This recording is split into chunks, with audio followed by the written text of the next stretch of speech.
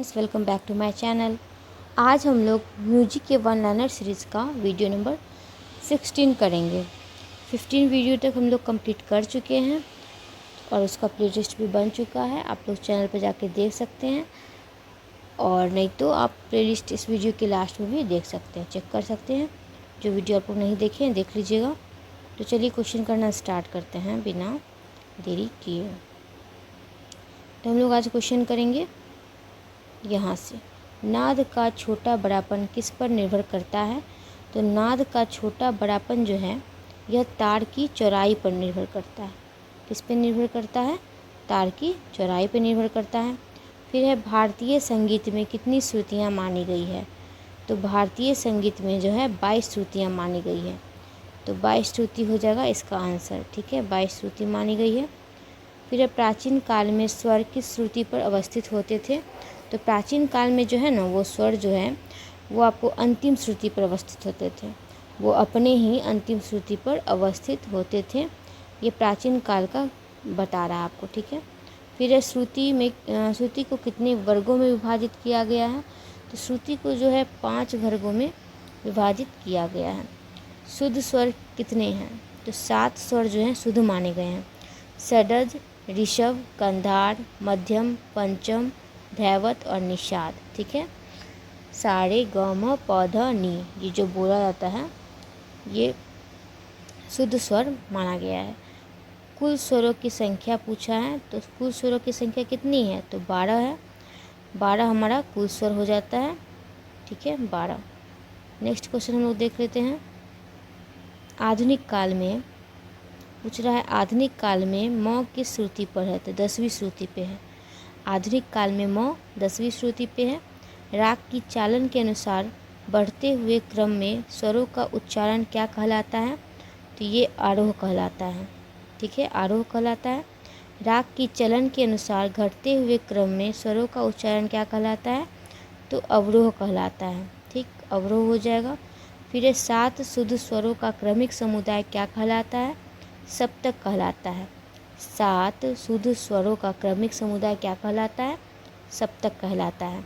सप्तक के कितने प्रकार हैं। तो 3 प्रकार के सप्तक हैं, मंद्र सप्तक, मध्य सप्तक और तार सप्तक। ठीक है।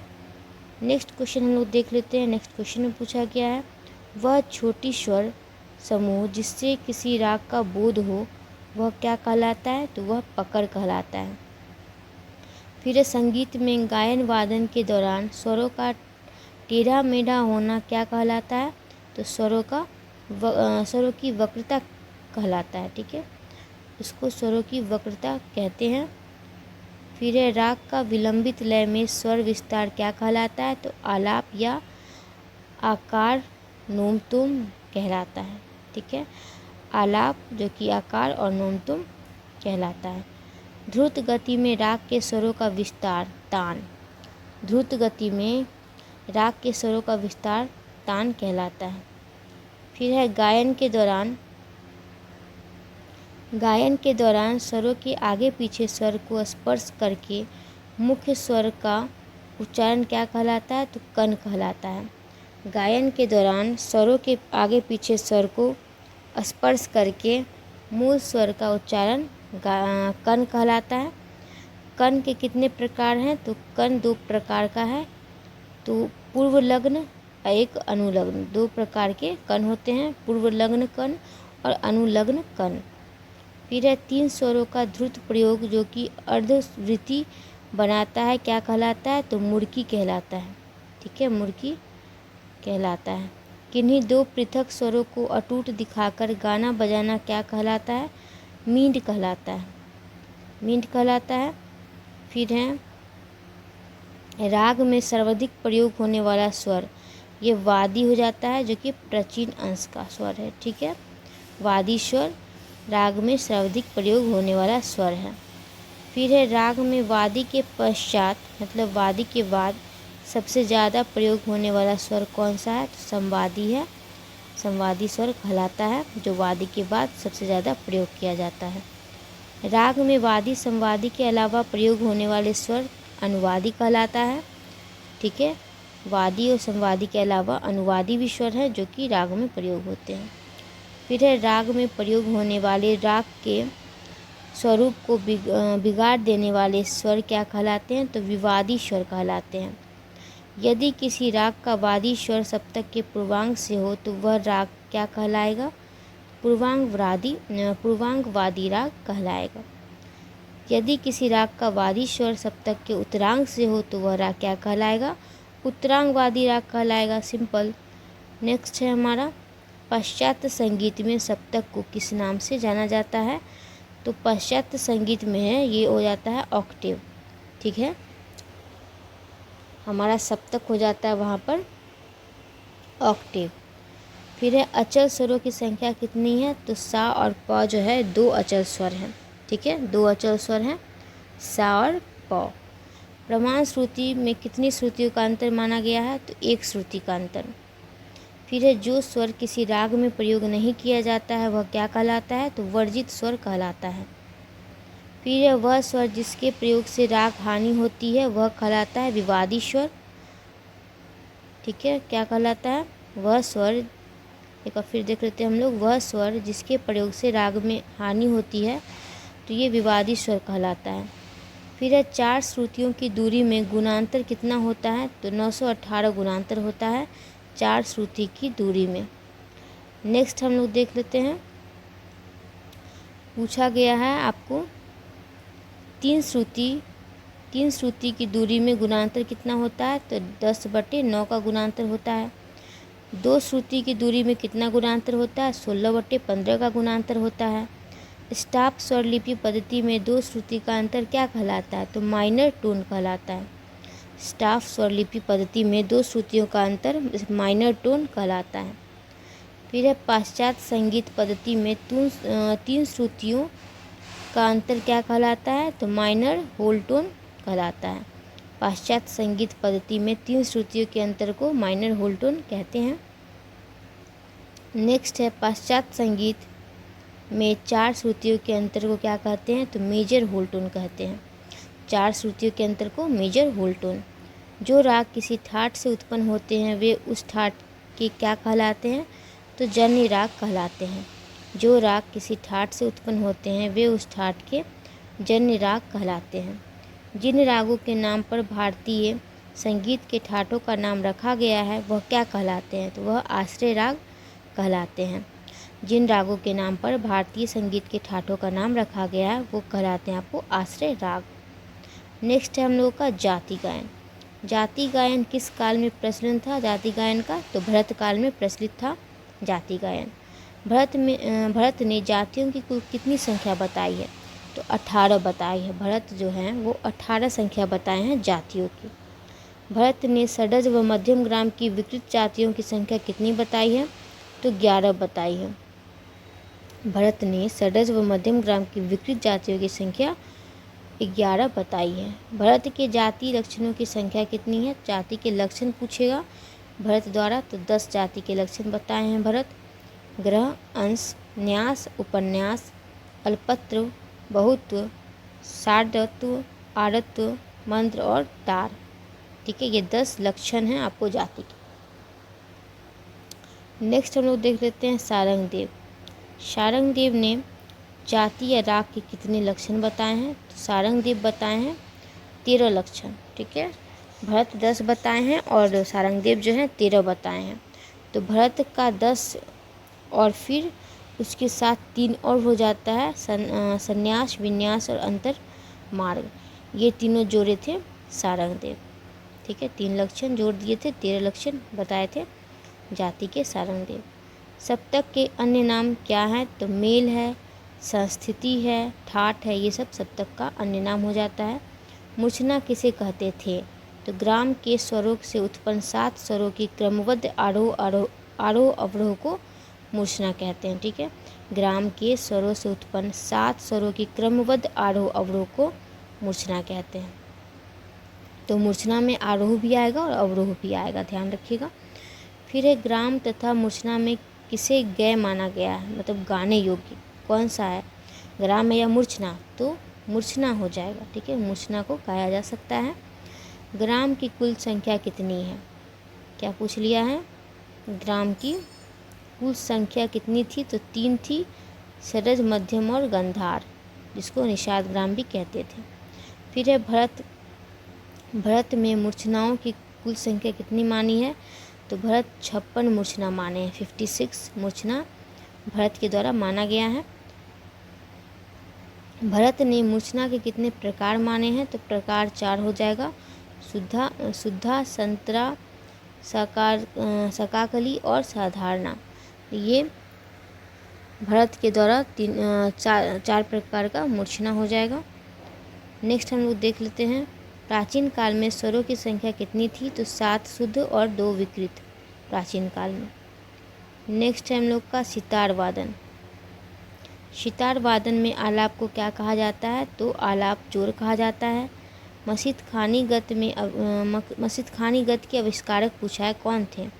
तो रजा खां थे, रजा खानी गत के रजा खां थे और मसीत खानी गत के मसीत खां थे। मसीत खानी गत की लय कैसी होती है? तो विलंबित, बोल निश्चित होता है इसका मसीत खानी गत का। रजा खानी गत की लय होती है द्रुत, बोल निश्चित। तत्वाद्य है सितार, सरोद आदि कितनी शैलियों से किया जाता है? 2 शैली, ठीक है। नेक्स्ट है हम लोगों का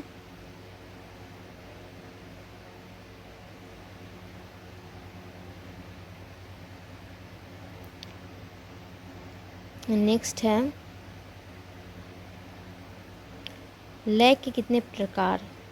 लय कितने प्रकार का होता है? 3 प्रकार के, विलंबित, मध्य और ध्रुत लय। फिर है जो लोग गुरु से शिक्षा प्राप्त कर गाते बजाते हैं उन्हें क्या कहा जाता है?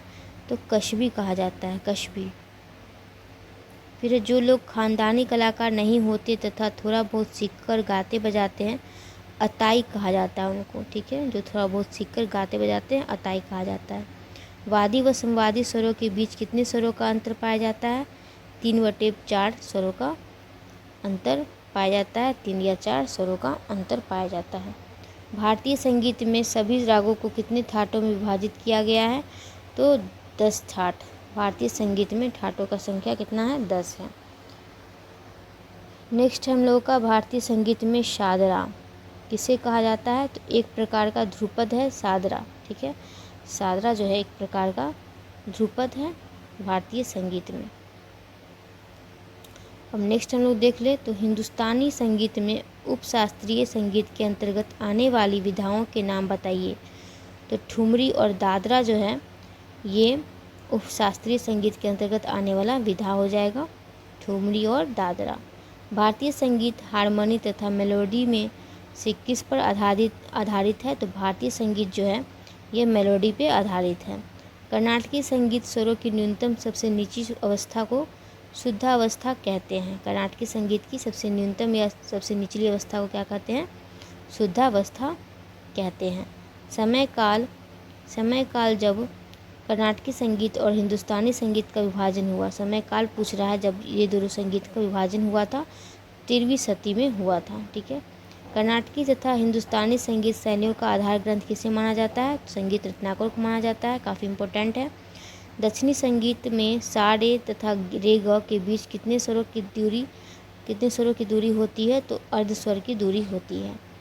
नेक्स्ट है दक्षिण संगीत में प और ध के बीच कितने स्वरों की दूरी होती है? तो अर्ध स्वर की दूरी ही होती है। दक्षिण का शुद्ध ठाट किसे माना गया है? दक्षिण का शुद्ध ठाट हो जाएगा कनकांगी, माया, मालव गौड़, जिसको भैरव कहते हैं हम लोग। फिर है कर्नाटकी पद्धति का शुद्ध रे हिंदुस्तानी संगीत में किसके समान है? तो कोमल रे के समान है। कर्नाटकी संगीत का शुद्ध रे जो है ये हिंदुस्तानी का कोमल रे के समान है। फिर हम लोग का कीर्तनम का साहित्य किस भाषा में होता है? कीर्तनम का साहित्य जो होता है तेलुगु, तमिल और संस्कृत में। तो तमिल, तेलुगु, संस्कृत हो जाएगा इसका आंसर आपको। कीर्तनम के कितने अंग होते हैं? 3 अंग होते हैं, पल्लवी, अनुपल्लवी और चरणम। नेक्स्ट है हम लोगों का चिट्टा स्वर क्या होता है? चिट्टा स्वर सरगम होता है।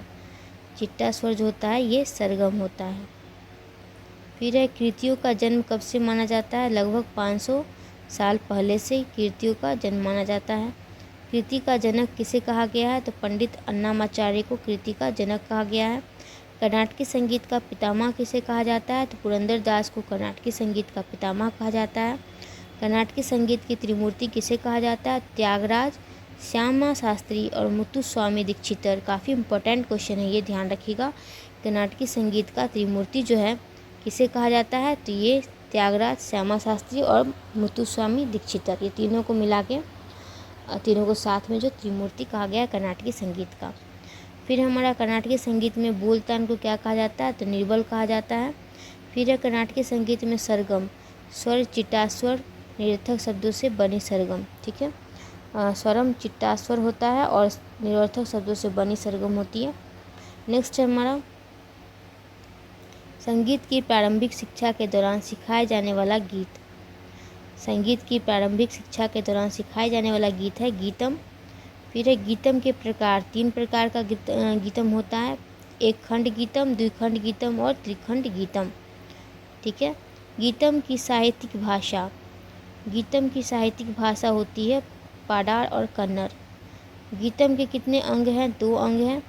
ऐसे गीत जिसमें स्वयं राग का भाव स्पष्ट होता है लक्ष्य गीत कहलाता है।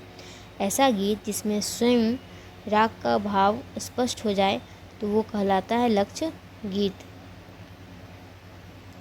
फिर है ऐसा गीत जिसमें राग के सभी लक्षणों की व्याख्या की जाती है, लक्षण गीत कहलाता है। फिर है कर्नाटकी गीतों में आधुनिक समय में कितने अवयव होते हैं? 3 अवयव, उद्ग्रा, ध्रुवा और आभोग। कर्नाटकी संगीत में आधुनिक समय में जो है ना वो कितने अवयव होते हैं? 3 अवयव होते हैं, उद्ग्रा, ध्रुवा और आभोग। ये सब ध्यान रखिएगा।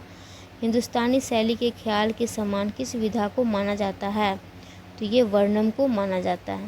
हिंदुस्तानी शैली के ध्रुपद के समान किस विधा को माना जाता है?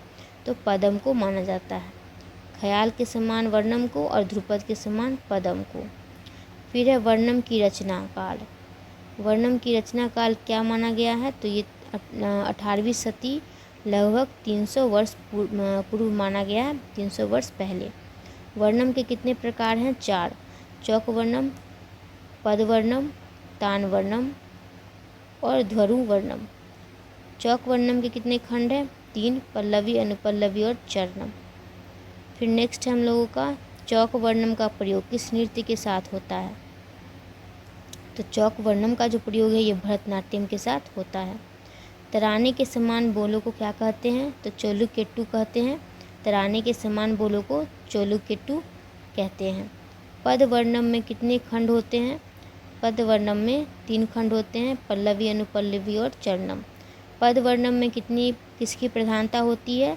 स्वर साहित्य वाले चिट्ट स्वर की प्रधानता होती है।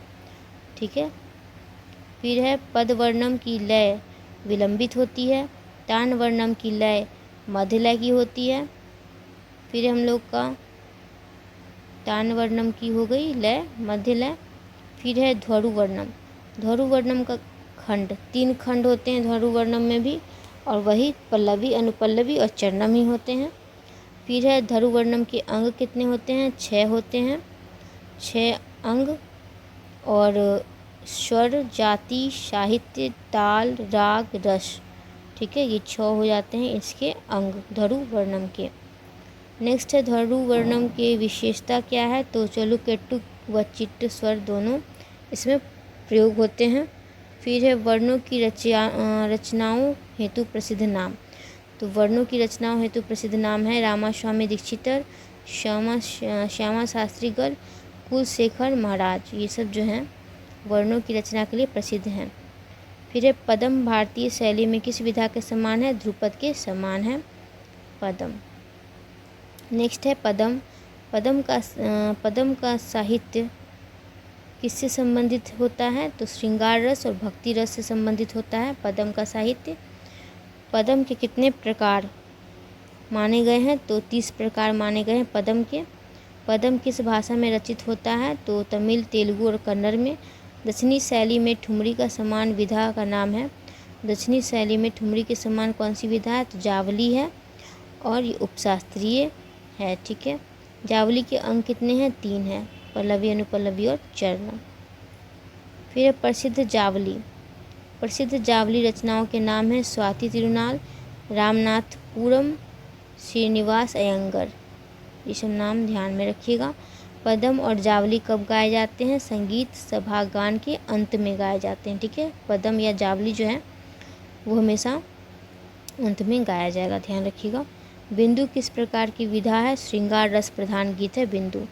साहित्य की भाषा जो है बिंदु वो किस भाषा में है? तमिल में है। फिर प्रधानतया भरतनाट्यम हेतु बनाई गई विधा का नाम क्या है? तो स्वर जाति है, जो भरतनाट्यम के लिए बनाई गई है। स्वर जाति के खंड कितने हैं? 3 ही हैं, पल्लवी, अनुपल्लवी और चरणम। नेक्स्ट देख ले हम लोग, स्वर जाति के प्रसिद्ध रचनाकार कौन है? श्यामा शास्त्री गल हैं। साहित्य तथा चोलिकेट्टू स्वर तालबद्ध रचना क्या कहलाती है? प्रबंध कहलाती है। प्रबंध के कितने प्रकार माने गए हैं? 4 प्रकार माने गए हैं, साधारण, श्रीरंग, ग्रह स्वर और कैवार, ठीक है। तो ये हो जाएगा प्रबंध के कितने प्रकार? 4 प्रकार। पहला है साधारण, दूसरा है श्रीरंग, तीसरा है ग्रह स्वर, चौथा है कैवार। भारतीय संगीत के तराना के समान गायन विधा क्या है? तो तिल्लाना है। भारतीय संगीत के तराना के समान तिल्लाना हो जाएगा। अब तिल्लाना का खंड पूछा है तो इसका भी वही हो जाएगा, पल्लवी, अनुपल्लवी और चरणम। अलग अलग रागों के स्वर समूहों की तालबद्ध रचना रागमालिका कहलाती है। अलग अलग रागों के स्वर समूहों की तालबद्ध रचना रागमालिका कहलाती है। ये टीआरई में पूछा गया क्वेश्चन है, बीपीएससी टीआरई में। तो ये PYQ हो जाता है। फिर कर्नाटकी संगीत में कुल स्वरों की संख्या कितनी है? तो 12 है। फिर कर्नाटक में हिंदुस्तानी संगीत की ठाठ राग पद्धति की भांति कौन सी पद्धति है? तो मेल राग पद्धति है, ठीक है। बोल रहा है कर्नाटक में हिंदुस्तानी संगीत की ठाठ राग पद्धति की भांति कौन सी पद्धति है? तो मेल राग पद्धति हो जाती है। फिर कर्नाटकी संगीत में स्वरों के साथ किसको महत्वपूर्ण स्थान प्राप्त है? तो लय और ताल को प्राप्त है। क्या बोल रहा है? एक बार फिर से पढ़ ले हम लोग। बोल रहा है कर्नाटकी संगीत में स्वरों के साथ किसको महत्वपूर्ण स्थान प्राप्त है? तो लय और ताल को। हिंदुस्तानी 4 ताल या 1 ताल कर्नाटकी संगीत की किस ताल के समान है? तो चतुस्र जाति की 8 ताल के समान है। बोल रहा है हिंदुस्तानी 4 ताल और 1 ताल जो होता है वह कर्नाटकी संगीत की किस ताल के समान है? तो चतुस्र जाति की जो 8 ताल है कर्नाटकी संगीत में उसके समान है ये दोनों ताल, 1 ताल और 4 ताल। नेक्स्ट है हमारा हिंदुस्तानी तीव्रा ताल किस कर्नाटकी ताल के समान है? तो तिस्र जाति की त्रिपुट ताल के समान है। तिस्र जाति की त्रिपुट ताल के समान है हिंदुस्तानी तीव्रा ताल। नेक्स्ट हम लोग देख लेते हैं। नेक्स्ट है कर्नाटकी संगीत में सम किस मात्रा पर माना जाता है? तो पहली मात्रा पे माना जाता है जिस पे ताली होता है, ठीक है, ताली होता है। फिर है हिंदुस्तानी राग मालकोंस किस कर्नाटकी राग के समान है? स्वरों की दृष्टि से पूछा है तो ये हिंदोलम के समान है, ठीक है, हिंदोलम के समान है मालकोंस। फिर है हिंदुस्तानी राग दुर्गा कर्नाटकी पद्धति में किस राग के समान है? तो दुर्गा जो है ये शुद्ध सावेरी के समान है, ठीक है, शुद्ध सावेरी के समान है। आज की वीडियो के लिए फ्रेंड्स बस इतना ही। वीडियो अच्छा लगा हो तो एक लाइक ज़रूर कर दीजिएगा। चैनल पर नए हैं सब्सक्राइब कर लीजिएगा। Thanks for watching. मिलते हैं नेक्स्ट वीडियो में, तब तक के लिए प्लेलिस्ट चेक कर लीजिएगा। प्लेलिस्ट यहाँ लगा दिया गया है, आप लोग जाके चेक कर सकते हैं। वीडियो से जो नहीं देखे हैं वो देख सकते हैं। मिलते हैं नेक्स्ट वीडियो में, तब तक अपना ध्यान रखिएगा।